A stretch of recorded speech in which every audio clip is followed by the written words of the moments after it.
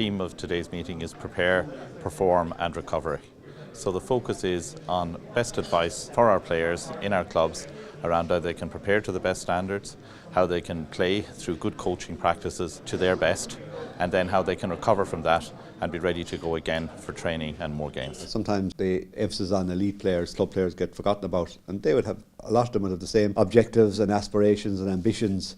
And a lot of the things that are applicable to developing sort of your elite county players are also applicable to developing, good club players. I think there's the added thing as well for today. I think it's to put the emphasis back on the club as well, and the importance of progress at club level and how to achieve progress at club level and get back to sort of basics of what the club and what the GAA is about in local communities. The GAA has developed a lot of resources across the whole area of player welfare and welfare of people involved in our clubs in general. So they range from things like updating our concussion guidelines.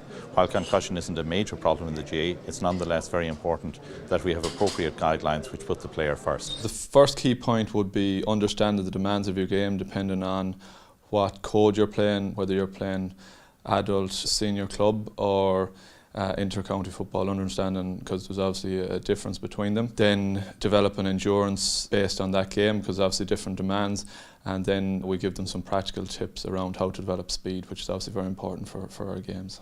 We're also launching a new app on player welfare, the GAALearning app, which again makes sure people have easy access to the resources that are available and can access them on a smartphone very quickly. And I think that's very important in the world we live in today. People want easy and ready and online access to information, and I think we're providing that now as well. They can also go to the GAA website.